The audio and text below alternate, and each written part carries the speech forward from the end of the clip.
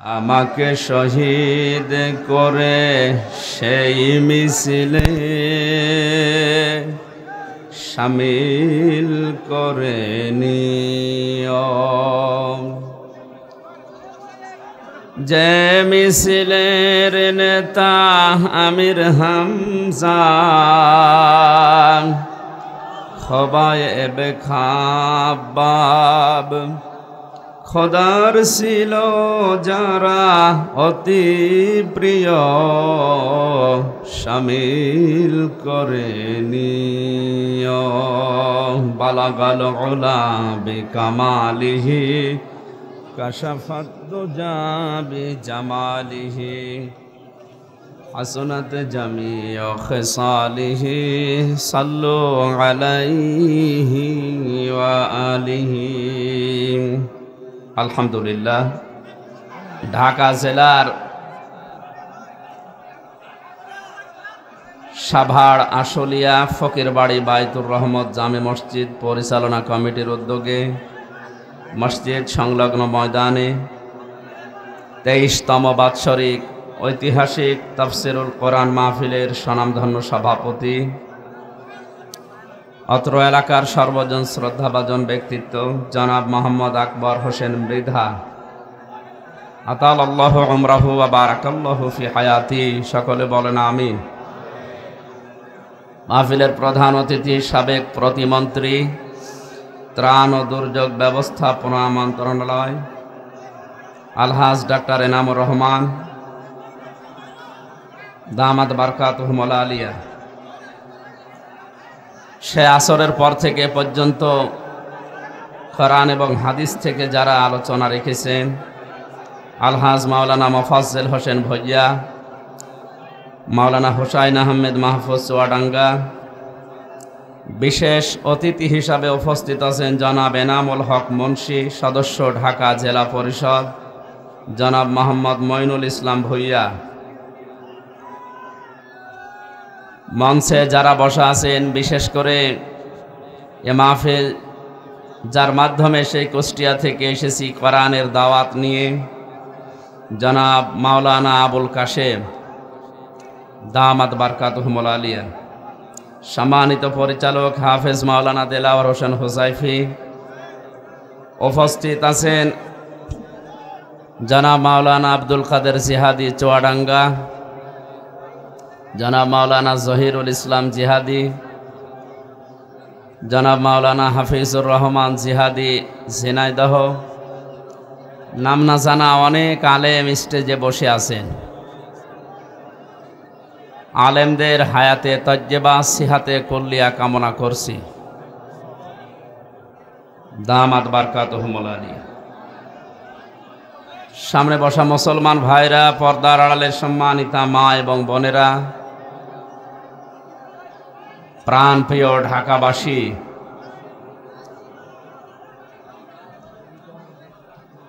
দল মত জাতি বর্ণ ধর্ম নির্বিশেষে কোরআনের এই অনুষ্ঠানে যারা আমরা হাজির হলাম, সমস্বরে খুশি হয়ে বলছে আলহামদুলিল্লাহ। আল্লাহ রাব্বুল আলামিন বলেন, লাকাদ আনজালনা ইলাইকুম কিতাবান ফীহি যিকরুকুম আফালা তাকিলুন। সূরা আম্বিয়ার 10 নম্বর আয়াতে আল্লাহ বলেন, অবশ্যই আমরা নাজিল করেছি তোমাদের জন্যে একখানা কিতাব, যে কিতাবের ভেতরে তোমাদের সম্পর্কেই আলোচনা করা আছে, এরপরেও কি তোমরা বুঝবে না? আমার ভাইরা, কোরআনে কারিমের ভেতরে যত কথা আছে সব মানব জীবন সংক্রান্ত। মানুষের জীবন চালাতে যা লাগে সব আল্লাহ খোলাখুলি ভাবে কোরআনে আলোচনা করেছেন। জোরে বলেন আলহামদুলিল্লাহ। এ ময়দানে যারা কোরআন শোনার জন্য বসে আছি, সূরা আম্বিয়ার 18 নম্বর আয়াতে আল্লাহ ঘোষণা দিয়েছেন, বাল নাকযিফু বিল হাক্কি আলাল বাতিলি ফায়াদমাগহু ফাইযা হুয়া যাহিকু ওয়া লাকুমুল ওয়াইলু মিম্মা তাসিফুন। জোরে বলেন আল্লাহু আকবার। আল্লাহ পাক বলেন, এই ময়দানে যারা কোরআন শোনার জন্য এসেছে, আমি হক দিয়ে বাতিলের ওপরে আঘাত করি, বাতিল চূর্ণ বিচূর্ণ হয়ে যায়। তাফসিরে ফি জিলালিল কোরআন সাইয়্যিদ কুতুব রহমাতুল্লাহ আলাইহি তার এই বিখ্যাত তাফসিরে হক শব্দের 3টা ব্যাখ্যা দিয়েছেন। 1 নম্বরে হক মানে কোরআনে কারীম, 2 নম্বরে হক মানে ইসলাম, 3 নম্বরে হক মানে মানুষের ঈমান।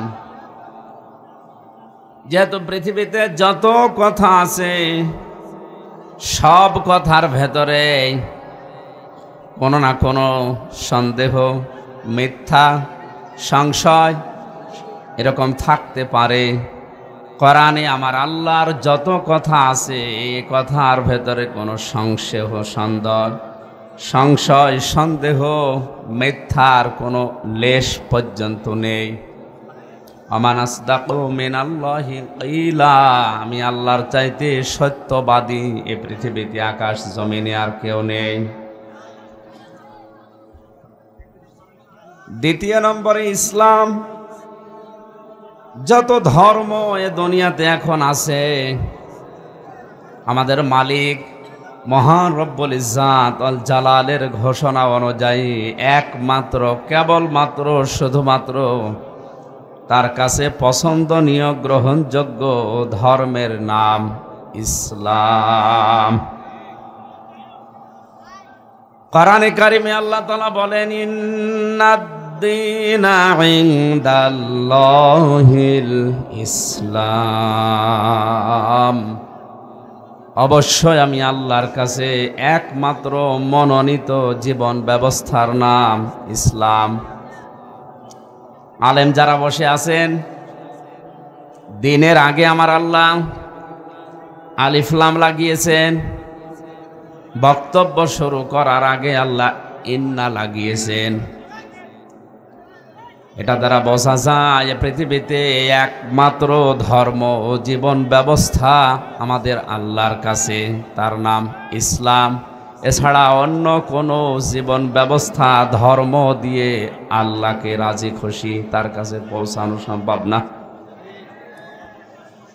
এমনকি কেউ যদি ইসলাম বাদ দিয়ে আল্লাহর কাছে পৌঁছাতেও চায়, সূরা আলে ইমরানের 85 নম্বর আয়াতে আল্লাহ স্পষ্ট ঘোষণা দিয়েছেন, অমাইয়াবতাগি গায়রাল ইসলামি দীনান ফালাই ইউকবালা মিন ওয়া হুয়া ফিল আখিরাতি মিনাল খাসিরিন। ইসলাম বাদ দিয়ে অন্য কোনো নিয়ম নীতি, ধর্ম, জীবন ব্যবস্থা, কোনো আদর্শ, এগুলো দিয়ে যদি কেউ আল্লাহ পর্যন্ত যেতে চায়, তার জীবনের কোনো কিছু আল্লাহর দরবারে কবুল হচ্ছে না, কোশ্চিন কালেও হবে না। জোরে বলেন নাউজুবিল্লাহ। এটা যেহেতু রেকর্ড হচ্ছে, আমার সামনে আজ 1 লক্ষ 1.5 লক্ষ মানুষ নয়, 175 কোটি মুসলিম, 750 কোটির উপরে মানব জাতি দুনিয়াতে, সবাইকে উদ্দেশ্য করে আমি আমির হামজা ঢাকার ময়দান থেকে ঘোষণা দিচ্ছি, কোরআনে কারিমের এই আয়াত অনুযায়ী ইসলাম বাদ দিয়ে দুনিয়ার কোনো নিয়ম নীতি, কোনো ধর্ম দিয়ে আমাদের আল্লাহকে রাজি খুশি তার কাছে পৌঁছানো সম্ভব নয়। বাকিটা আপনার বিবেকের ওপর। ওয়া ফিল আখিরাতি মিনাল খাসিরিন, এই কথাটা আর মারাত্মক। আমরা যারা আখিরাতে বিশ্বাসী, কিয়ামতে জবাব দিতে হবে বলে আমরা বিশ্বাস করি, আল্লাহ বলেন ইসলাম বাদ দিয়ে যদি অন্য কোনো নিয়ম নীতি ধর্ম আদর্শ জীবন ব্যবস্থা দিয়ে আল্লাহকে রাজি খুশি তার পর্যন্ত যেতে চায়, ওই লোকটার জীবনের কিছু কবুল হবে না। শুধু এতটুকু না, ওই লোকটা সব চাইতে বড় ক্ষতিগ্রস্ত হবে আখিরাতে। জোরে বলেন নাউজুবিল্লাহ। আমাদের আজকের আলোচনার বিষয়ে সামনে আসবে ইনশাআল্লাহ। সুতরাং আমরা কিয়ামত যারা বিশ্বাস করি, ইসলাম ধর্ম জীবন ব্যবস্থা হিসাবে যারা মেনে নিয়েছি, এ দুনিয়াতে সব চাইতে সত্য জীবন ব্যবস্থার নাম যেহেতু ইসলাম, এই ইসলাম দিয়ে দুনিয়ায় যত বাতিল জিনিস আছে, মতাদর্শ আছে, ধর্ম আছে, সবগুলোর উপরে আল্লাহ আঘাত করার কথা সূরা আম্বিয়ার এই 18 নম্বর আয়াত দিয়ে ঘোষণা দিয়েছেন। 3 নম্বরে হকের ব্যাখ্যায় মুফাসসির লিখেছেন হক মানে ঈমান। যেহেতু আল্লাহর কাছে ঈমান ছাড়া দুনিয়ার কোনো আমল কবুল হওয়া সম্ভব নয়, এই জন্য এই ময়দানে এখান থেকে কোরআনের আয়াত দিয়ে হক সত্য বাস্তব বিষয়গুলো দিয়ে যখন আঘাত করা হবে মানুষের ব্রেনে, মেধায়, মানুষের মগজে, বাতিল যত চিন্তা ভাবনা আছে ওগুলো ইনশাআল্লাহ সব চূর্ণ বিচূর্ণ হয়ে যাবে। ফায়াদমাগুহু ফাইদা হুয়া যাহিক ওয়ালাকুমুল ওয়াইলু মিম্মা তাসিফুন। আল্লাহ বলেন দুর্ভোগ ওই মানুষগুলোর জন্যে, আক্ষেপ ওই মানুষগুলোর জন্যে যারা নিজেরা মন মতো নিয়ম নীতি তৈরি করে। সুতরাং এই ময়দানে আমরা যারা এসেছি আজকে, আমি কোরআন দিয়ে একটা একটা করে আপনার মেধায়, আপনার এই ব্রেনের উপরে, মগজের উপরে ধাক্কা দেব আল্লাহর কোরআন দিয়ে, যেন বাতিল চিন্তা ভাবনা সহ যত বিষয় আছে সব চূর্ণ বিচূর্ণ হয়ে যায়। জোরে বলেন আমিন। দরুদ আর সালাম পড়ছি আমাদের নবী মুহাম্মদুর রাসূলুল্লাহ সাল্লাল্লাহু আলাইহি ওয়াসাল্লামের প্রতি। বিশ্বনবী মুহাম্মদুর রাসূলুল্লাহ সাল্লাল্লাহু আলাইহি ওয়াসাল্লামের লক্ষ লক্ষ হাদিস থেকে বুখারী শরীফের একটি হাদিসের টুকরা পড়েছি। হযরতে আবু সাঈদ খুদরি থেকে বর্ণিত, নবীজি বলেন, তোমাদের ভেতরে কেউ যদি কোনো অন্যায় কাজ হতে দেখে, সে যেন অবশ্যই তার হাত দিয়ে সেটা বন্ধ করে। যেহেতু হক শব্দের 3 নম্বর ব্যাখ্যায় আমি ঈমান বলেছি, আমাদের ঈমান আছে কিনা এটা মাপার থার্মোমিটার এই হাদিস। শুধু মনে করি যে বড় জুব্বা গায়ে দিয়ে, সুন্দর টুপি মাথায় দিয়ে, পাগড়ি মাথায় দিলে আমাদের ঈমান আছে, পাকাপোক্ত না। ঈমান মাপার যন্ত্র, থার্মোমিটার এইটা। অন্যায় কাজ যেখানে হতে দেখবে, ঈমান যদি তার থাকে, সবল ঈমানদার যিনি সবচাইতে শক্তিশালী ঈমানদারের গুণ হচ্ছে সে তার হাতের দ্বারা এটা বন্ধ করবে, বাধা দেবে। মুহাদ্দিসিন ইকরাম এখানে হাদিসে হাত দ্বারা শুধুমাত্র এই হাত নয়, ক্ষমতার হাত, টাকা পয়সার হাত, পাওয়ারের হাত, আইনের হাত, এরকম অনেকগুলো অর্থ নিয়েছেন। সুতরাং আমরা যদি ঈমানদার দাবি করি, অন্যায় বিবেক বহির্ভূত, ইসলাম বহির্ভূত, সমাজ বহির্ভূত কোনো কাজ যদি আমাদের সামনে হয়, আর আমি যদি শক্তিশালী ঈমানদারি দাবি করি, অবশ্যই এটা আমাদের আইনের হাত দিয়ে হোক, টাকা পয়সা, ক্ষমতা, পাওয়ার, শক্তি যে হাত আছে যার, এটা দিয়ে অবশ্যই সেটা বন্ধ করার চেষ্টা চালাতে হবে। এটাকে আজ যদি কেউ দুনিয়ার কাজ মনে করে, রাজনীতি মনে করে ছেড়ে যায়, তাহলে সে দুর্বল ঈমান, শক্তিশালী ঈমানদার নয়। দ্বিতীয় নম্বরে, এটা যদি সম্ভব না হয়, আইন নেই আপনার কাছে, ক্ষমতা নেই, টাকা পয়সা নেই, পাওয়ার নেই, এ হাতও প্যারালাইজড। দ্বিতীয় নম্বরে, আপনার মুখ দ্বারা অবশ্যই এটা প্রতিবাদ করা লাগবে, মানববন্ধন করে হোক, পেপার পত্রিকায় দিয়ে হোক, এই মিডিয়ার মাধ্যমে হোক, সভা সমাবেশ করে হোক, যে কোনো কায়দা এটা যেন বন্ধ হয়। এটাও যদি কেউ করতে না পারে, ওই পরিস্থিতি যদি না থাকে, 3 নম্বরের হাদিসের শেষে আছে, সে যেন অন্তর দ্বারা ঘৃণা করে। তার মানে সে যেন পরিকল্পনা করে অন্যায় কি করে বন্ধ করা যায়। এইটাও যদি কোনো মানুষের ভেতরে না আসে, নবীজি বলেন এটা সর্বনিম্ন ইমানের পর্যায়। এইটাও যদি না থাকে ওর ইমান নেই, ওটা বেঈমান। এই হাদিস পড়ার পরে আমার যতটুকু মনে হচ্ছে, এই 3টা বছর আমি জেলখানায় কাটিয়ে বাইরের এই জগৎ সম্পর্কে এখন যেটা দেখতে পাচ্ছি, আমাদের ইমান এই 3 নাম্বার পর্যায় পর্যন্ত অনেকের নেই। কোরআনে কারীম মানুষদেরকে সংশোধন করার জন্য যে নিয়ম নীতিগুলো, যে ঔষধগুলো দিয়েছে, আল্লাহ রাব্বুল আলামিন বলেন, অনুনাজ্জিলু মিনাল কুরআনি মা হুয়া শিফাউন ওয়া রাহমাতুল লিল মুমিনিন ওয়া লা ইয়াজিদুজ যালিমিনা ইল্লা খাসারা।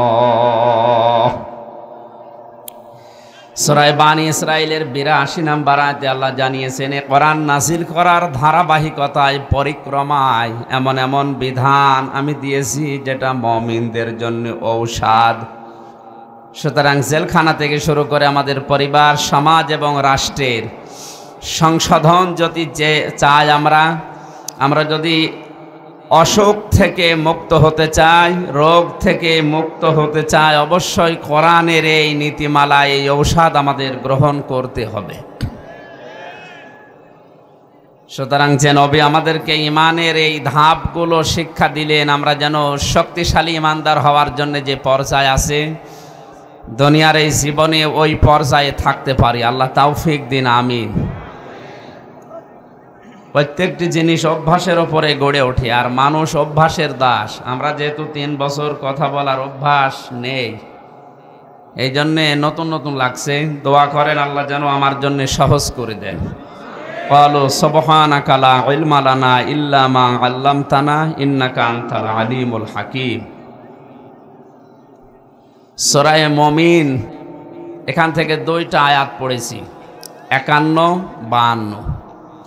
আজকের আয়াতের ভেতরে কিছু গুরুত্বপূর্ণ তথ্য আছে। আমি তাফসীর আকারে, যেহেতু তাফসীরুল কোরআন মাহফিল লিখেছেন, ওই হিসাবে কোরআনে কারিমের ওই আয়াত থেকে ওই কথাগুলো বলার চেষ্টা চালাবো ইনশাআল্লাহ। আল্লাহ যেন তৌফিক দেন, জোরে বলেন আমিন।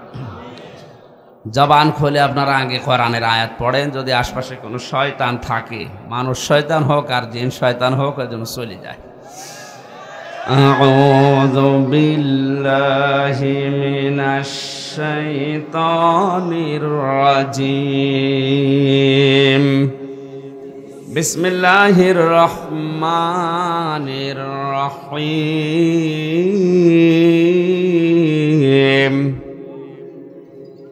إنا لننصر رسلنا والذين آمنوا في الحياة الدنيا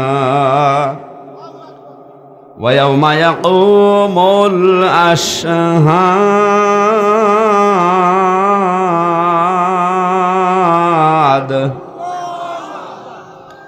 আল্লাহ পাক বলেন, ইন্না, অবশ্যই আমরা বা আমি, লা নানসুরু, লামে তাকিদ, নানসুরু, আনসুরু, নানসুরু, অবশ্যই অবশ্যই আমরা সাহায্য করব রুসুলানা, আমাদের রসুলদেরকে, আল্লাযীনা আমানু, শব্দের দিকে খেয়াল করার জন্য বলছি। কোরআনের প্রত্যেকটি শব্দ গবেষণামূলক। আল্লাহ রসুলদের কথা জানানোর পরেই আল্লাহ ইমানদারদের নাম দ্বিতীয় পয়েন্টে দিয়েছেন। অবশ্যই অবশ্যই আমরা সাহায্য করব আমার রসুলদেরকে এবং যারা ইমানদার তাদেরকে। জোরে বলেন সুবহানাল্লাহ। সুতরাং আল্লাহর সাহায্য এটা শুধুমাত্র রসুলদের জন্যে আর ইমানদারদের জন্যে। কোনো বেঈমানের জন্য আল্লাহর সাহায্য এখন নেই, ভবিষ্যতেও থাকবে না। কখন করবেন আল্লাহ এটা? ফিল হায়াতিদ দুনিয়া, পার্থিব এই জীবনে, ওয়া ইয়াউমা ইয়াকুমুল আশহাদ, এবং যেদিন মানুষ দণ্ডায়মান হবে তার মাঝে কিয়ামতের ময়দানে। আয়াতের ভেতর আমরা দুইটা তথ্য পেয়েছি, আল্লাহর সাহায্য রসুল এবং ইমানদারদের জন্য দুনিয়া এবং আখিরাতে। জোরে বলেন আল্লাহু আকবার। এই আয়াত থেকে প্রশ্ন আসে, তাহলে প্রথম নম্বরে আল্লাহ সাহায্য করবে রসুল না রসুল? বহু বচন আল্লাহ দিয়েছে, জানিয়েছেন যারা রসুল আমি পাঠিয়েছি নবী রসুল করে, অবশ্যই অবশ্যই তাদেরকে সাহায্য করছি, করব। প্রশ্ন আসতে পারে, রসুল এখন আর নেই, কিয়ামত পর্যন্ত আসবেও না, তাহলে রসুল আনা এ বহু বচন শব্দ দেওয়া আল্লাহর ঠিক হয়নি। আয়াতের অর্থ যেটা বললাম এ অনুযায়ী আল্লাহর এই রসুলানা শব্দটা এখন দেওয়া ঠিক হয়েছে? লানাংসরু যেহেতু মজারে দিয়েছেন আল্লাহ, এখন করছি ভবিষ্যতেও করব, এই অর্থে আসলে রসুল এখন নেই, কিয়ামত পর্যন্ত আর আসার সম্ভাবনাও নেই। সুতরাং যারা মিথ্যা নবী এবং রসুলের দাবি করছেন, এই আয়াত অনুযায়ী হাদিস এসেছে তাফসির গ্রন্থে, ব্যাখ্যায় আমরা পেয়েছি আনা খাতামান নাবিয়্যিন লা নাবিয়্যা বাদি, আমি শেষ নবী, আমার কনের পরে করেন নবী নেই, রসুল নেই। সুতরাং যারা দাবি করছে এক কথায় এরা মিথ্যাবাদী। রসুলদেরকে আল্লাহ সাহায্য করবেন বলছেন কিয়ামত পর্যন্ত, অথচ রসুল আর কিয়ামত পর্যন্ত আসবে না। আল্লাহর এই বক্তব্য দুই রকম হয়ে যাচ্ছে। আমি যতগুলো তাফসির দেখেছি আয়াতের, মুফাসসিরিন ইকরামে আয়াতের তাফসিরে রসুল বলতে নায়েবে রসুল এখানে বুঝিয়েছেন। আল উলামা ওয়ারাসাতুল আম্বিয়া, আলেম ওলামা যারা, এরা নবীর ওয়ারিস, নায়েবে রসুল উত্তরাধিকারী।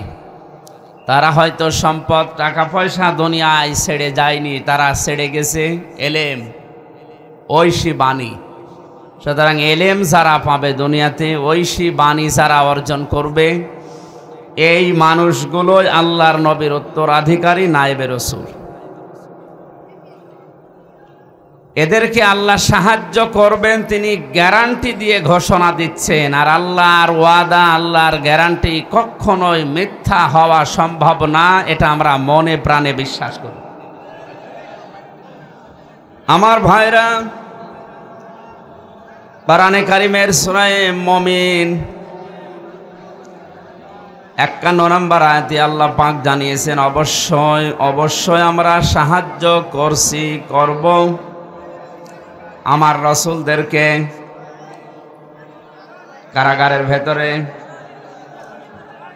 মরহুম মুফতি আমিন রহমতুল্লাহ আলাইহের জামাতা মুফতি সাখাওয়াত হোসেন রাজি,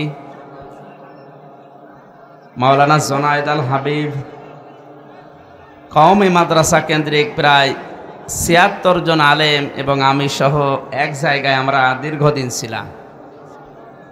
বিশেষ করে মুফতি সাখাওয়াত হোসেন রাজি সাহেবের কাছে এই আয়াত নিয়ে আমরা দুইজন কথা এক জায়গায় বলতাম, আল্লাহ রসুলানা কেন দিয়েছেন এবং রসুলদেরকে তিনি সাহায্য করবেন বলে কোরআনে অঙ্গীকার করলেন, তাও গ্যারান্টি দিয়ে, তাকিদ দিয়ে। হযরত ইব্রাহিম আলাইহিস সালামের এখানে 30টা পয়েন্টের উপরে আমি নোট করেছিলাম। ওখানে শরীরের যে কন্ডিশন, গলার যে অবস্থা, আর কথা বলার এই ধারাবাহিকতা যেহেতু প্রায় 3 বছর নেই, এই জন্যে মানে হচ্ছে না। 2-1টা 5টা এভাবে হতে হতে চালু হয়ে গেলে ইনশাল্লাহ আবার, মানে আমার এক নানি শাশুড়ি ছিল, বলতো যে বক্তার গলা আর জোতার তলা সমান। জোতার তলায় যেমন কিছু বাঁধে না, এ বক্তার গলায়ও কিছু বাঁধে না। আল্লাহ রাব্বুল আলামিন তার রসুলদেরকে সাহায্য করবেন বলে যে ঘোষণা কোরআনে দিলেন, হযরতে আদম আলাইহিস সালাম থেকে হযরতে মুহাম্মদুর রাসূলুল্লাহ পর্যন্ত আমরা দেখেছি নবীদের জীবনী ইতিহাস গ্রন্থে, হাদিস গ্রন্থে পড়াশোনা করার পরে যেটা আমরা পেয়েছি, তাদের যে সাহায্য আল্লাহ পাক তাওরাত, জব্বর, ইনজিল সহ 104 খানা যে গ্রন্থ আমরা জানি, 100 খানা সহিফা, 4 খানা বড় কিতাব, এর সামারাইজগুলো আমরা দেখেছি। হযরতে মুসা আলাইহিস সালাম, হযরতে ইব্রাহিম আলাইহিস সালাম, বিশেষ করে আমাদের নবীজির আগে হযরতে ঈসা নবী আলাইহিস সালামকে আমার আল্লাহ যেভাবে সাহায্য করেছিলেন, এই সমস্ত নবী রাসূলদের সাহায্যের দিকে তাকিয়ে ইমানদার যারা আছে এই মানুষগুলো যদি আর শিক্ষা নিতে চায় বা শিক্ষা নিয়ে জীবন চালাতে চায়, এই আয়াত তাদের জন্যে পাথেয় হিসাবে কাজ করবে বলে আমি বিশ্বাস করি ইনশাআল্লাহ। সুতরাং নবী রাসূল যেহেতু এখন নেই, নবীদের ওয়ারিশ আছে, তাদেরকেও মহান আল্লাহ সাহায্য করছেন, কিয়ামত পর্যন্ত করবেন। তার বাস্তব প্রমাণ আজও এই দুনিয়াতে যারা হক্কানি আলেম আছে তারা। ইমাম তাইমিয়ার ঐতিহাসিক একটা উক্তি আমি মাঝে মাঝে বলি যে হক্কানি আলেম এই শব্দটা নিয়ে আজ যারা মানুষকে ধোঁকা দিয়ে বোকা বানিয়ে নিজেদের আখের গোছায়, আসলে হক্কানি আলেম তার কিতাবের ভেতরে পেয়েছি 3টা জায়গায় তিনি উল্লেখ করেছেন এদেরকে পাওয়া যায়। তোমরা যদি দেখতে চাও ওই জায়গাগুলোতে খোঁজ করবে। এক জায়গা হচ্ছে মাটির নিচে, তার মানে কবরে। 2 নম্বরে জিহাদের ময়দানে, যারা আল্লাহর দ্বীনকে কায়েম করার জন্যে সর্বাত্মকভাবে চেষ্টা চালাচ্ছে লড়াইয়ের ময়দানে। 3 নম্বরে যারা জালেমের জেলখানায় অন্ধকার প্রকোষ্ঠে বসে আছে। আজ হক্কানি আলেমের নাম নিয়ে 4-5 লাইন ডিগ্রি দিয়ে এমন এমন মানুষের নাম আমরা বিভিন্ন পোস্টারে দেখি, নাম খুঁজে পাওয়া যায় না, হকের ডিলার হয়ে বসে আছে। কারাগারের ভেতরে দেখলাম একজন সভাপতির পরিচয় পেলাম, যে কি আপনি? বলে আমি আল্লাহর দলের সভাপতি। এরকম প্রায় 19টা না 20টা সংগঠন পেয়েছি কারাগারের ভেতরে, যেগুলো বাইরে থাকতে কোনোদিন নামও শুনি না। সম্মানিত মুসল্লি ইকরাম বা ভাইরা, আমরা আল্লাহর সাহায্য এটা ইব্রাহিম আলাইহিস সালামের জীবনে দেখেছি, হযরতে মুসা আলাইহিস সালামের জীবনী কোরআনের ভেতরে দেখেছি, হযরত ঈসা নবীর জীবনে কোরআনে দেখেছি। তাদেরকে আল্লাহ সাহায্য করেছিলেন। যেহেতু এখন আর নবী রাসূল নেই, আসবে না, এখন আলেমদেরকে আল্লাহ সাহায্য করছে, তার বাস্তব প্রমাণ এই পৃথিবীর হক্কানি আলেমরা। আমি আবার রিপিট করছি, হক্কানি আলেম পাওয়া যায় দরবারে, আস্তানায়, গাছতলায়, মাজারে। কোথায়?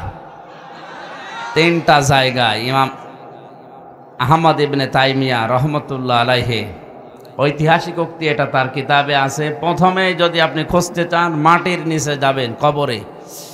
ইমাম আবু হানিফা হক্কানি আলেম ছিলেন, দ্বিমত আছে কারো? কোথায় পাওয়া যাবে? ইমাম আহমদ ইবনে হাম্বাল কোথায় পাওয়া যাবে?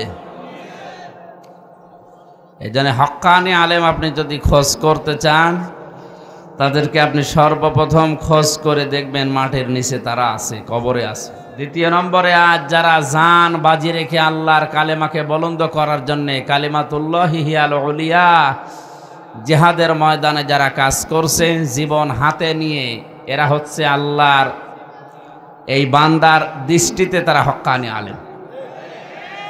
3 নম্বরে হক্কানি আলেম পাবেন পৃথিবীর বিভিন্ন দেশে জালেমদের জুলুমে যারা অন্ধপ্রকোষ্ঠে ধুকে ধুকে দিন কাটাচ্ছে। আব্বাস মাদানি আলজেরিয়ার কারাগারে আজ 28 বছর।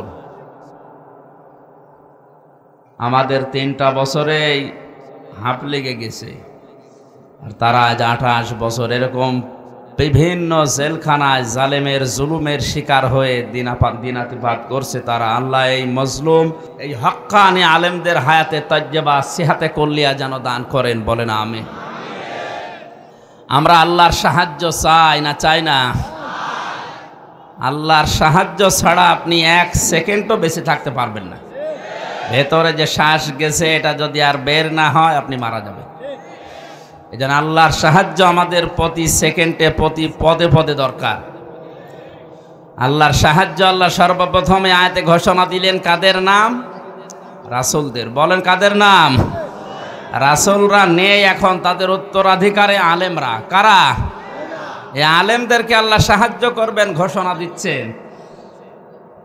এনাদের বিরুদ্ধে যদি কেউ ষড়যন্ত্র করে সে যেন রাসূলদের বিরুদ্ধে ষড়যন্ত্রে লিপ্ত হয়। সূরা নূর 18 নম্বর পারা 18 নম্বর পৃষ্ঠা শেষের দিকের একটু আগে, আপনার আমার আয়াত নাম্বারটা মনে হচ্ছে না, শেষের আগের আয়াতটায় না, এই জন্যে আসলে এই অনুষ্ঠানগুলো এখনই শুরু করতে চাচ্ছিলাম না, যত আরো 15-20 দিন একটু বিশ্রামে থাকার দরকার ছিল। কারণ ওই ভেতরে এই 3 বছর এই খাবার খেয়ে ভেতরের কাল কবজা সব নড়বড়ে হয়ে গেছে। কারণ এটা এই জয়েন্ট লাগতে কিছুদিন দেরি হবে। চেক আপ করিয়েছে শরীর, কিন্তু ডাক্তার তো বলছে আপনি ঘুমান, 8-9 ঘন্টা করে ঘুমান। আপনারা জানেন জেলখানায় মানুষের সবচাইতে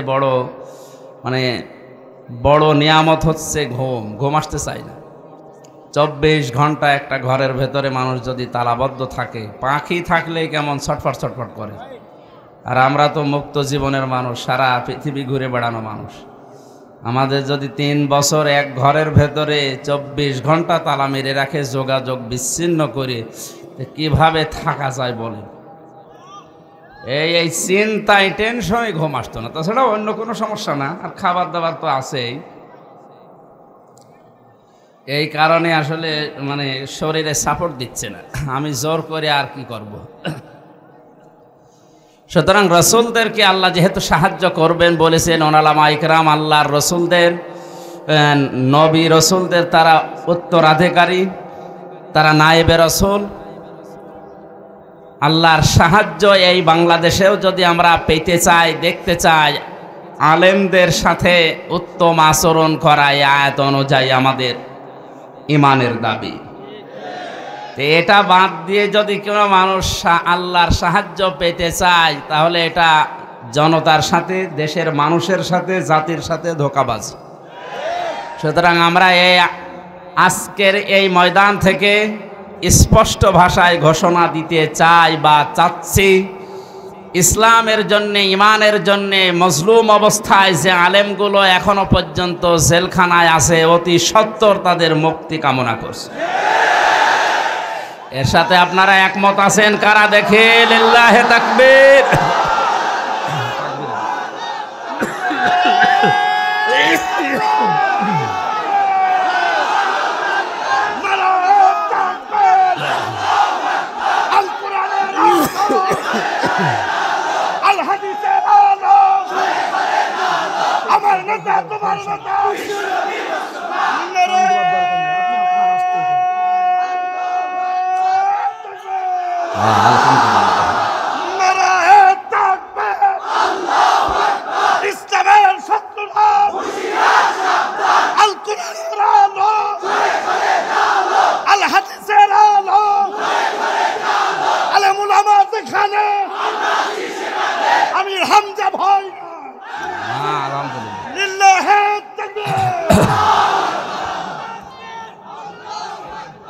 না ঠিক আছে,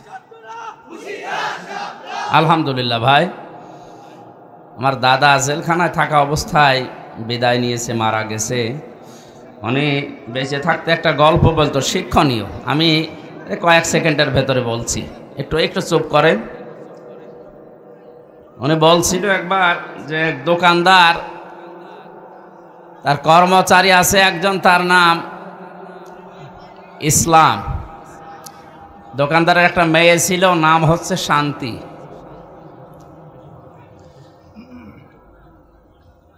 এই দোকানদারের মেয়ের সাথে কর্মচারীর একটা হটলাইন, দোকানদার একদিন টের পেয়ে আচ্ছা পিটানো পিটিয়েছে যে তুমি একটা কর্মচারী আর আমি মালিক তোমার, আমার মেয়ের সাথে লাইন। এমন পিটানো পিটিয়েছে, ও সিদ্ধান্ত নিয়েছে মালিক তোমার এই শান্তির জন্য আমি মার খেলাম, দেখি শান্তি কয়দিন তোমার ঘরে থাকে। এমনিতে তো লাইন ছিল, আরও লাইন বাড়িয়েছে। শেষ পর্যন্ত শান্তিকে বলছে কোথায়, এই তো আমি আসি, আসো স্টেশনে, আজকে পালানো লাগবে। পালিয়েছে। সকালবেলা দোকানদার চিল্লাচ্ছে আমার শান্তি গেল কোথায়। জনগণ বলছে শান্তি গেল কোথায় মানে? হ্যাঁ, আমার মেয়ের শান্তিকে আমি খুঁজে পাচ্ছি না। লোকজন বলে আপনি শান্তি খোঁজার আগে বলেন তো আপনার দোকানে যে ইসলাম নামে কর্মচারী ছিল ও কোথায়? ও তো আসে না, ওই তোমার শান্তি নিয়ে পালিয়েছে। বলে ওরে তো পিটিয়েছিলাম ওই শান্তির কারণেই। এলাকার লোকজন তাকে ধিক্কার দিচ্ছে আর জানাচ্ছে যে ইসলামকে পিটিয়ে বিদায় করে দিয়ে শান্তি তালাশ করো, ইসলাম আছে যেখানে, শান্তি গেছে সেখানে। সাহায্য যদি আমরা পেতে চাই, এই ঠিক আছে ভাইয়া, কথা বোঝার চেষ্টা করি। বাস্তবে এই দেশে যদি এখন আমরা আল্লাহর সাহায্য ছাড়া তো চলা সম্ভব না। আপনারা জানেন এই দেশটা চালাতে, আমি একটা ছোট্ট উদাহরণ বলি, 100 টাকা যদি লাগে 1 বছর চলতে, এই বাংলাদেশ 18 কোটি মানুষ, আমরা একটা বছর চলতে মনে করেন 100 টাকা লাগে। কত? 75 টাকা আসে বাইরের দেশগুলো থেকে, বিশেষ করে আমেরিকা সহ 7টা, আমরা 7 সিস্টার জানি, এই 7টা দেশ থেকে এগুলো আসে। বাকি 25 টাকা বিভিন্ন জায়গায়, এবং আমরা যা কামাই করি এই দেশে উৎপন্ন করি সেটা থেকে। এখন যদি এই 25 টাকা দিয়ে চলতে চাই, সম্ভব না। 75 টাকা তো লাগবে। সবচাইতে বড় বিষয় হচ্ছে আল্লাহর সাহায্য। আল্লাহর এই সাহায্য যদি পেতে চাই, অবশ্যই এদেশে যারা ঐশী জ্ঞানে জ্ঞানী আলেম, যারা এক কথায় উত্তরাধিকারী নবী এবং রসুলদের, যেহেতু আল্লাহর ঘোষণা তিনি মানুষ বানিয়েছেন, খালাকাল ইনসান, আর তিনি সাহায্য করবেন বলেন গ্যারান্টি দিচ্ছেন, অবশ্যই আলেম ওলামাদের যে মর্যাদা, যে সম্মান, যে জায়গা, তাদেরকে ওই মর্যাদা, ওই সম্মান, ওই জায়গায় রাখতে হবে, তাহলে আল্লাহর সাহায্য আসবে। ওয়াল্লাযীনা আমানু ফিল হায়াতিদ দুনিয়া, রাসূলদের নামের পরে আল্লাহ ঈমানদারদের নাম দিয়েছেন। এই আয়াত দ্বারা বোঝা যায় আল্লাহ রাসূলদের পরে, নবী রাসূলের পরে সব চাইতে বেশি ভালোবাসেন তার ঈমানদার বান্দা বান্দীদেরকে। আজকে আসার সময় হাফেজ আবু সাইদ একটা আয়াত বলছিল কোরআনে কারীমের সূরা বাকারা থেকে, আল্লাহু ওয়ালিয়ুল্লাযীনা আমানু ইখরিজুহুম মিনাজ যুলুমাতি ইলান নূর। আল্লাযীনা আমানু, এই শব্দটার বাস্তবতা আমি বোঝাচ্ছি। আমাদের আসলে রাসূলদের পরে আল্লাহ ঈমানদারদের নাম দিলেন যে পার্থিব জীবনে তাদের আমি সাহায্য করব। এই ঈমানদারদের সাথে আল্লাহর আচরণ কি, আল্লাহর বাস্তবতায় আল্লাহর সম্পর্ক কি? আল্লাহ পাক বলেন যারা ঈমান আনবে আমি আল্লাহ নিজেই তাদের বন্ধু হয়ে যাব। আমি আল্লাহ যদি কারো বন্ধু হয়ে যায়, আমি আল্লাহর দায়িত্ব জানো, ইখরিজুহুম মিনাজ যুলুমাতি ইলান নূর, তাদেরকে আমি অন্ধকারের পথ থেকে আলোর দিকে আমি আল্লাহ নিজে নিয়ে আসি। এখানে অন্ধকার মানে মানুষের তৈরি করা নিয়ম নীতি, আইন কানুন, মত পথ রীতিনীতি যাই বলেন, আর আলো মানে একমাত্র ইসলাম, একমাত্র কোরআন, আল্লাহর দেখানো পথ। সুতরাং আল্লাহ ঈমান যদি আমাদেরকে দয়া করে দান করেন, আমরা যদি ঈমানদার হতে পারি, অবশ্যই অন্ধকারের যত পথ আছে সবগুলো থেকে মাইনাস করে বের করে আল্লাহ তার ইসলামের দিকে, আলোর দিকে আমাদেরকে নিজ দায়িত্বে নিয়ে যাবেন। 18 কোটি মানুষের ভেতরে আমি এই জায়গায় বসে আপনাদেরকে এই প্রশ্নটা করছি বিবেকের কাছে। আল্লাহ যেহেতু ঈমানদারদের বন্ধু, অন্ধকার এবং জুলুমাত যেহেতু বহু বচন, অন্ধকারের পথ মত বাতিল ফেরকা এগুলো অনেক বেশি, সবগুলো থেকে শুধুমাত্র ইসলামের দিকে, আলোর দিকে আল্লাহ যাদের নিজ দায়িত্বে চালাচ্ছেন তাদের জীবনে আয়াত অনুযায়ী সৌভাগ্যশালী। এখন আপনি আয়াতের ভেতরে আছেন কিনা বাস্তবতায় আপনি মিলান। এখনো পর্যন্ত যদি মানুষের তৈরি করা নিয়ম নীতি প্রতিষ্ঠার আন্দোলন বন্ধ করে আল্লাহর আইন প্রতিষ্ঠার আন্দোলনে যুক্ত হতে না পারেন, তাহলে আপনার জীবন 8 আনা 4 আনা নয় 16 আনায় বৃথা। এর প্রমাণ পরের আয়াত, আল্লাযীনা কাফারু আউলিয়াউহুমুত তাগুত। যারা কাফের আল্লাহ পাক বলেন তাদের বন্ধু, তাদের অভিভাবক, তাদের গাইডলাইন দেয় শয়তান, তাগুত। আমি আল্লাহ যদি কারো বন্ধু হই, আমার দায়িত্ব যেমন অন্ধকার থেকে বের করে আলোর দিকে নিয়ে আসা, শয়তান যদি কারো বন্ধু হয়ে যায়, শয়তানের দায়িত্ব তাদেরকে আলোর দিক থেকে বের করে অন্ধকারের দিকে নিয়ে যাওয়া।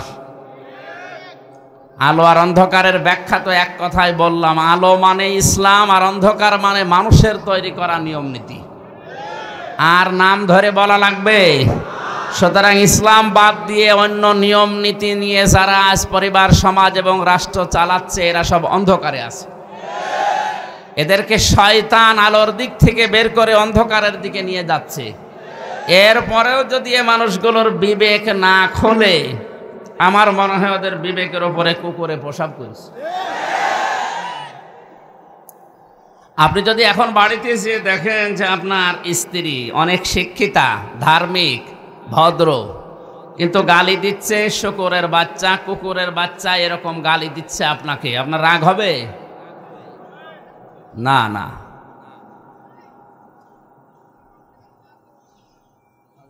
আপনাকে যদি বলে যে এই শূকরের বাচ্চা, এটা কুকুরের বাচ্চা না, প্রথমে আপনার বিবেক থাকলে, আপনি যদি ভালো মানুষ হয়ে থাকেন, রাগ করবেন না। এই কারণে যে এটা শিক্ষিতা, ভদ্র, এটা ধার্মিক, তাহাজ্জুদ পর্যন্ত ছাড়ে না, আমাকে দেখলে যে খেদমত করে, স্বামীর হক আদায় করে চলে। এখানে যারা মেয়েরা আছেন, আমি কয়েক মিনিটের ভেতরে এই মেয়েদের কয়েকটা দায়িত্বের কথা বলি। সম্মানিতা মা বোনেরা, শুধু নামাজ পড়ে রোজা রেখে অনেকে মনে করে আমি কালো বোরকা পরে চলি, পর্দায় থাকি, আমি জান্নাত পেয়ে বসে আছি। না, জান্নাত পাওয়ার জন্য নবীজি যে 4টা কথা জানিয়েছেন হাদিসে, তার অন্যতম হচ্ছে নেককার হওয়ার জন্য স্বামীর আনুগত্য করে চলা।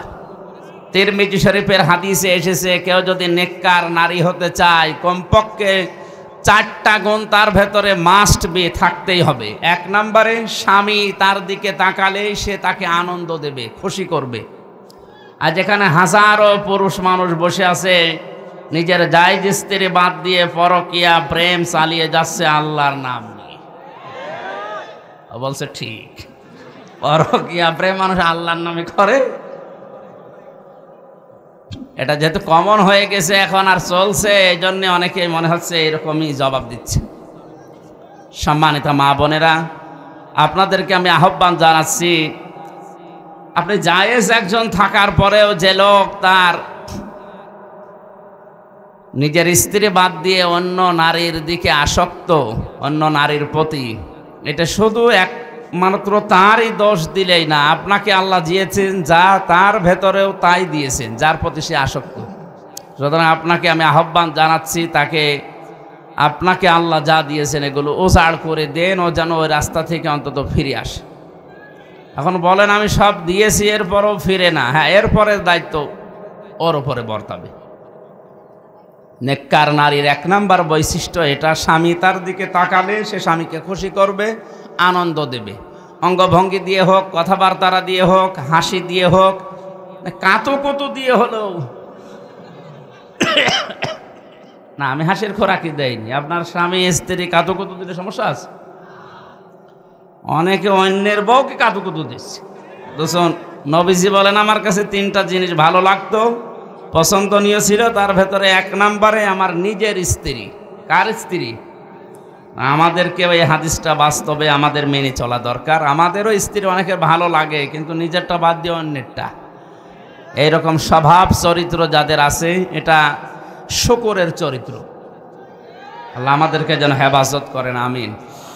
দ্বিতীয় নম্বরে নেককার নারীর গুণ হচ্ছে, মেয়েরা এসেছে না, সম্মানিত মা বোনেরা, নামাজ রোজা এটা মাস্ট বি, পড়াই লাগবে। নেককার হওয়ার জন্য অন্যতম হচ্ছে স্বামী যেটা পছন্দ করে ওটা যদি জায়েজ হয়, জীবন থাকতে ওইটাকে আপনাকে পছন্দ করা লাগবে। আমি সহ এখানে যত স্বামী আছে বলেন তো, প্রত্যেকটা স্বামী পছন্দ করে, চাই যে বিয়ের পরেও যেন তার মা বাবা তার সাথে থাকে। কিন্তু 100টার প্রায় 90টা মহিলা এটা চাই না যে আমরা একসাথে থাকি। এরকম বউ যারা আছে একটু দেখে হাত তোলেন তো, হাত তুলে আবার নামিয়ে ফেলিস, ও ভয় ভয় আছে, না জানি আবার বাড়ি গেলে খাবার বন্ধ করে দেয় কিনা। দেখেন আপনাকে কি ভয় পায়। সুতরাং নামাজ পড়ে রোজা রেখে কালো বোরকা পরে আপনি মনে করছেন যে আপনি নেককার হয়ে গেছেন, না, হচ্ছে না। ইমানদারদের যে বর্ণনাটা আমি দিচ্ছিলাম, যে শয়তানের দায়িত্ব যত রকমের অন্ধকারের পথ আছে এই পথের দিকে আপনাকে চালাবে আল্লাহর ইসলামের আলোর পথ বাদ দিয়ে। এই মুহূর্তে আপনার বিবেক যদি থাকে, কুকুরে যদি প্রসাব না করে, আর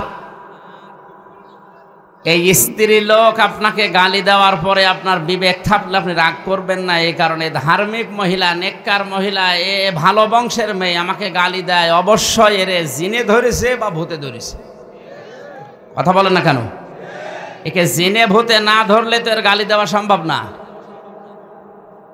কোন মানুষ যদি আল্লাহর পাঠানো ইসলাম এবং কোরআন সামনে থাকার পরেও অন্য কোনো কিছু নেই, এই দুইটা থাকার পরেও মানুষের তৈরি করা নিয়ম নীতি আইন কানুন প্রতিষ্ঠার জন্য সময় ব্যয় করে, অর্থ ব্যয় করে, বুঝতে হবে তাকে যে তাকে শয়তান দখল করে ফেলেছে। আপনি এখন কিন্তু শয়তানের দখলে আছেন।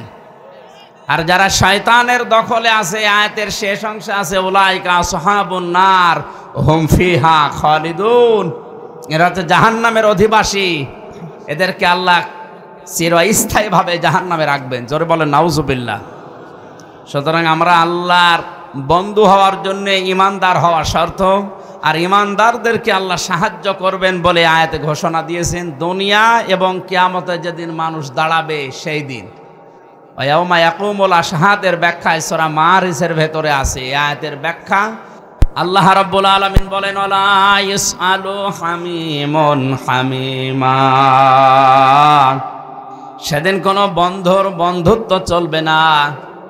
ফাইদা নফিখা ফিস সূরি ফালা আনসাবা বাইনাহুম ইয়াউমাইযি ওয়ালা ইয়াতাসাআলুন। সূরা মুমিনুনের 101 নম্বর আয়াতে আল্লাহ জানিয়েছেন, সিংহায় যেদিন ফৎকার দেওয়া হয়ে যাবে, দুনিয়ায় যত রকমের সম্পর্ক আছে সব সম্পর্ক কাট হয়ে যাবে। কিয়ামতের ওই কঠিন ময়দানে কোনো মানুষ নিজের পরিচয় অন্যের কাছে তুলেও ধরবে না, পরিচয় যাদের সাথে ছিল তাদের সাথে পরিচয় দেওয়ার চেষ্টাও করবে না। ওয়াউমা ইয়াকুমুল আশহাদ, কিয়ামতের ওই কঠিন ময়দানে মানুষ যখন দণ্ডায়মান হবে, তার মানে সাক্ষীরা যখন সাক্ষ্য দেওয়ার জন্য দাঁড়িয়ে যাবে। আজ বাংলাদেশ সহ বিশ্বে হাজার হাজার লক্ষ লক্ষ মিথ্যা সাক্ষী দেওয়ার কারণে নিরপরাধ মানুষগুলো চার দেওয়ালের মাঝে বন্দী হয়ে আছে। আমার যে মামলা ছিল, আমার বিপক্ষে যারা সাক্ষী দিয়েছে, কোরআনে কারীম আমার পকেটেও আছে, আমি নিজে আল্লাহর দিকে তাকিয়ে বলছি যে মামলা সহ, যে কেস সহ যারা সাক্ষী দিয়েছে, 1 থেকে একেবারে শেষ পর্যন্ত টপ টু বটম পুরাটাই অন্যায়, মিথ্যা। সুতরাং মিথ্যা সাক্ষ্য দেওয়ার কারণে যে 3টা বছর আমার জীবন থেকে নষ্ট হয়ে গেল, নিচ থেকে উপর পর্যন্ত যারাই জড়িত ছিল এই 3টা বছর, কিন্তু কিয়ামতের ময়দানে আল্লাহর সামনে আমি আপনার কাছে জিজ্ঞাসা করব, ওয়াউমা ইয়াকুমুল আশহাদ, সাক্ষী সেদিন যারা দণ্ডায়মান হবে। দুনিয়ার এই বিভিন্ন সাক্ষীর কারণে আজ অনেকে ধরা খেয়ে যাচ্ছে, সত্য মিথ্যা। কিয়ামতে এরকম দুর্বল সাক্ষী নয়, মানুষের সাক্ষ্য দেওয়া আরম্ভ হবে তার শরীরের এই অঙ্গ প্রত্যঙ্গ দিয়ে।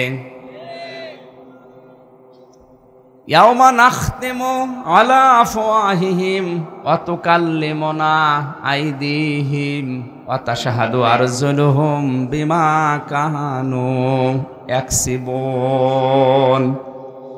মুখের ওপর আল্লাহ মোহর লাগিয়ে দেওয়ার সঙ্গে সঙ্গে মানুষের হাত, শুধু এই হাত না, ক্ষমতার হাত দিয়ে মানুষের উপরে যারা জুলুম করেছে, ক্ষমতার ওই হাত তাদের বিরুদ্ধে সাক্ষী দেবে। আইনের হাত দিয়ে যারা মানুষের উপরে জুলুম করেছে, আইনের ওই হাত তাদের বিপক্ষে সাক্ষ্য হয়ে দাঁড়াবে। আজ 3.5 হাত বডির এই মানুষের সাক্ষ্যতে, এই বাস্তবতায় কোর্ট কাছারিতে, সিএমএম কোর্ট, জজ কোর্ট, হাইকোর্ট, সুপ্রিম কোর্টের দিকে তাকিয়ে দেখেন কিভাবে মানুষ পরেশান হয়ে যাচ্ছে। কিয়ামতে আল্লাহ যখন নিজে দাঁড়াবে, হাকিমের চেয়ারে বসবে, সাক্ষীগণ সাক্ষ্য দেওয়ার জন্য দণ্ডায়মান হবে। আপনার বিরুদ্ধে কত সাক্ষী রেডি হয়ে আছে, কারো কাছে বলা লাগবে না, আপনি নিজেই তার জন্য যথেষ্ট। আমি এই বাস্তবতায় এসে যেটা বুঝতে পারছি, হাজারো মানুষের বিরুদ্ধে আজ কত সাক্ষী যে জোগাড় হয়ে আছে, দাঁড়িয়ে আছে। ইয়াউমা ইয়াকুমুল আশহাদ, সাক্ষীগণ যেদিন দাঁড়াবে, দণ্ডায়মান হবে ওই দিন। আল্লাহ আমাদেরকে যেন বাঁচান তার নিজ রহমতে, জোরে বলেন আমিন। ইয়াউমা লা ইয়ানফাউয যালিমিনা মা'যিরাতুহুম, শব্দের দিকে খেয়াল করেন। ইয়াউমা লা ইয়ানফাউ, নাফা ইয়ানফাউ, এটা মোজারে, বর্তমান ভবিষ্যৎ, প্রেজেন্ট ফিউচার, এখন থেকে শুরু। এটা কিয়ামতের ওই বিচারের ময়দান পর্যন্ত চলবে। আল্লাহ পাক বলেন, জালেম যারা, জালিমিনা দিয়েছেন আল্লাহ, জালেম যারা, তাদের উপকার হচ্ছে না এবং তাদেরকে ছাড় দেওয়া হবে না, তাদের ওজর আপত্তি গ্রহণ করা হবে না। কোরআনে আমি যত বিষয়ের আয়াত পড়েছি, আমার এই ছোট্ট মেধায় সবচাইতে বেশি ভয় এসে জমা দিয়েছে যারা জালেম, এই সংক্রান্ত আয়াতগুলো পড়ার পর। বাংলাদেশ সহ এখন বিশ্বের দিকে তাকিয়ে যেটা দেখতে পাচ্ছি, সবচাইতে বেশি কিয়ামতে মানুষ ধরা খাবে আল্লাহর দরবারে এই জুলুম করার কারণে। এই জন্য জালেম যারা, তাদের থেমে যাওয়া উচিত। আলা তাহসাবান্নাল্লাহা গাফিলান আম্মা ইয়ামালুজ জালিমুন, আল্লাহ পাক বলেন, নবী আপনি কি ধারণা করেন, মনে করেন যে জালেমদের সম্পর্কে আমি কোনো খোঁজ রাখি না, আমি গাফেল? না, পৃথিবীর যে কোনো দিকে আমার দৃষ্টি আছে, সবচেয়ে বেশি দৃষ্টি দিয়ে রাখে আমি আল্লাহ জালেমদের প্রতি। জোরে বলেন নাউজুবিল্লাহ। এই জন্য পৃথিবীর জালেমদেরকে বলছি, আপনারা থামেন, এই মুহূর্তে স্টপ হয়ে যান। আপনি কিন্তু আমির হামজার মামলার আসামি না, আপনি সরাসরি আল্লাহর মামলার আসামি। সূরা শুরা 42 নম্বর আয়াতে আছে, কোরআনে কারিমে আমি যত আয়াত পড়েছি সবচাইতে কঠিন এবং ভয়ঙ্কর আয়াত এইটা। ইন্নামাস সাবিলু আলাল্লাযীনা ইয়াযলিমুনান নাসা ওয়া ইয়াবগুনা ফিল আরদি বিগাইরিল হক উলাইকা লাহুম আযাবুন আলীম। অবশ্যই আমি আল্লাহ নিজে মামলা দায়ের করব তাদের বিরুদ্ধে যারা মানুষ হয়ে মানুষের উপরে জুলুম করবে। ইয়াজলিমুন আল মুসলিমুন আল্লাহ দেয়নি, আলেমদেরকে বলছি। আল্লাহ ইয়াজলিমুন আল মুসলিমুন দেয়নি, দিয়েছে ইয়াজলিমুন আন নাস। হিন্দু কি মানুষ না? খ্রিস্টান মানুষ না? হিন্দু, খ্রিস্টান, বৌদ্ধ, এটাই যদি আপনি মুসলিম হিসাবে মানুষ মনে করেন, তাহলে মুসলমান যারা, তারা তো আল্লাহর বন্ধু। ইমানদার যারা তারা আল্লাহর বন্ধু, এদের উপরে জুলুম করলে, অত্যাচার করলে আপনি নিজেই আল্লাহর মামলার আসামি।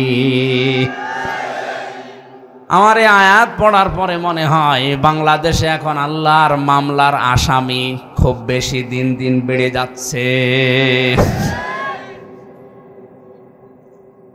ওয়ায়াবগুনা ফিল আরদি বিগাইরিল হক, দুনিয়া শান্ত হয়ে যাওয়ার পরে যারা অশান্তি করার জন্য, বিশৃঙ্খলা করার জন্য যারা বিভিন্ন রাস্তা অবলম্বন করে, চুরির মাধ্যমে, ডাকাতির মাধ্যমে, দুর্নীতির মাধ্যমে, বিভিন্ন জিনিস আত্মসাৎ করার মাধ্যমে, ভয় ভীতি প্রদর্শনের মাধ্যমে দুনিয়ার এই জীবন যারা অশান্ত করতে চায়, এদের বিরুদ্ধে আল্লাহর মামলা।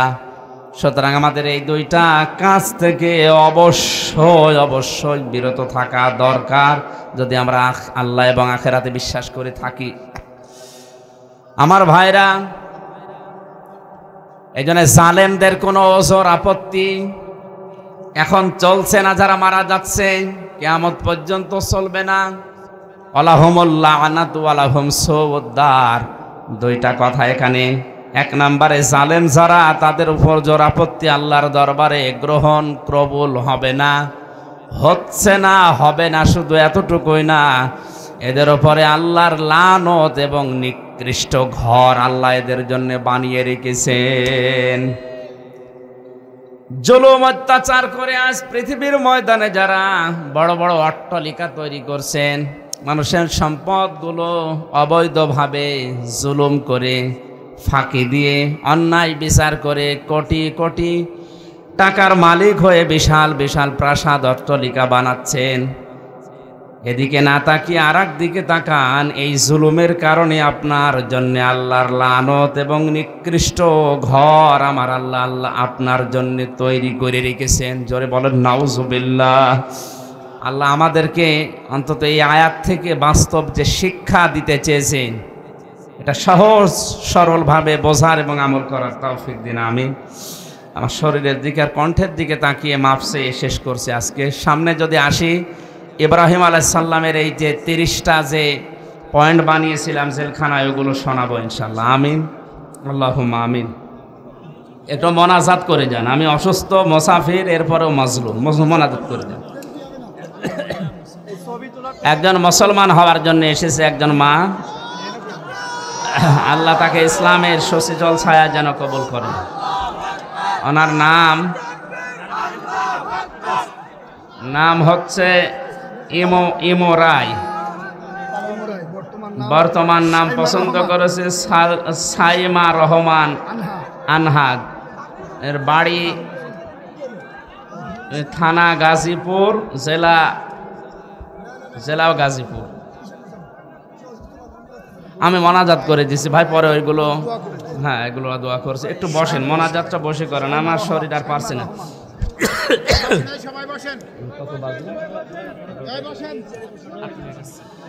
রব্বানা যালামনা আনফুসানা ওয়া ইল্লাম তাগফির লানা ওয়া তারহামনা লানাকুনান্না মিনাল খাসিরিন। রব্বানা যালামনা আনফুসানা ওয়া ইল্লাম তাগফির লানা ওয়া তারহামনা লানাকুনান্না মিনাল খাসিরিন। হে বিশাল আরশের মালিক, বিস্তীর্ণ জমিনের মালিক, এত বড় সৃষ্টির তুলনায় আমাদের এই হাত দুইটা বড় ছোট্ট। এই ছোট ছোট দুটি হাত ঢাকার আশুলিয়া জামগড়া ফকির বাড়ি জামে মসজিদ সংলগ্ন ময়দানে তাহাজ্জুদের এই সময় হয়ে গেছে। এখন লক্ষ লক্ষ বান্দা বান্দি আমরা হাত তুলেছি। আমার এই ছোট দুটি হাত, তুমি আমাদের এই হাত কবুল করে নাও। হযরতে আদম থেকে পর্যন্ত যত মানুষ কবরে আছে, সওয়াব যদি তুমি আজকের এই ময়দানে দিয়ে থাকো, তাদের কবরে পৌঁছিয়ে দাও। রব্বুল আলামিনে মাহফিলের আয়োজন করতে গিয়ে যারা শ্রম দিয়েছে, অর্থ দিয়েছে, তাদের এই টাকাগুলো কোরআন প্রচারে তুমি হযরতে ওসমানের সাথে মঞ্জুর করো। বড় ভাই মাওলানা আবুল কাশেম সহ যত মানুষ এই ময়দানে কোরআনের জন্য গিয়েছে, আমার ভাই জহিরুল ইসলাম সহ নামনা জানা যত মানুষ কোরআনের জন্য এক পা দুই পা করে এগিয়েছে, তাদের এই পাগুলো জান্নাতের দিকে তুমি এগিয়ে দাও।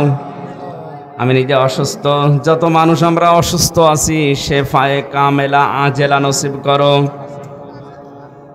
আজকের মাহফিলের প্রধান অতিথি ডাক্তার এনামুর রহমান সহ বিশেষ অতিথিবৃন্দ যারা হাজারো আলেম এখানে বসে আছে, আলেমদের হায়াতে তাজ্জেবা সিহাতে কুল্লিয়া কামনা করছি। আল্লাহ তুমি মেহেরবানি করে এটা নসিব করে দাও। সম্মানিত মা বোনেরা, পর্দার আড়ালে বসে আছে, এদেরকে স্বামী সোহাগিনী বানিয়ে দাও। তাদের পেটে আয়েশার মতো, হযরতে আলীর মতো সন্তান তুমি দান করো। রব্বুল আলামিন আমার মা বাবাকে মাফ করে দাও। মাওলানা হোসাইন আহমেদ তার বাবাকে হারিয়েছে, দোয়া চেয়েছে, ক্ষমা করো। জহরুল ভাই তার মায়ের জন্য দোয়া চেয়েছে। দেলাওয়ার হোসেন ভাই তার মায়ের জন্য দোয়া চেয়েছে। নাম না জানা যত মানুষ, হাফিজ ভাই তার মায়ের জন্য, বাবার জন্য, কত মানুষ আজকে দোয়া চাচ্ছিল। আল্লাহ তুমি সবার নেক মকসুদকে পূর্ণ করে দাও। এই ময়দানে আগামীতে কোরআনের প্রচারের জন্য, প্রসারের জন্য বিশাল আকার এই মাহফিলটা তুমি কবুল করে নিও আল্লাহ। মিডিয়ার মাধ্যমে কোরআন প্রচার করার জন্য তোমার যে বান্দাগুলো এসেছে, এদের ব্যবসা বাণিজ্যে বরকত দান করো।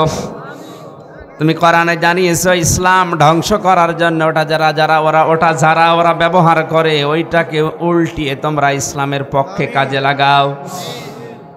দিন ইমান ইসলাম ধ্বংস করার জন্য আজ যারা মিডিয়াকে কাজে লাগাচ্ছে, তাদের বিপরীতে আজকের এই ময়দানে যারা কোরআন প্রসারে মিডিয়াকে কাজে লাগিয়েছে, আল্লাহ তুমি এদের উপরে রহমত নাজিল করো। আল্লাহ বারাকাল্লাহু লানা ওয়া লাকুম ফিল কোরআনিল আযীম।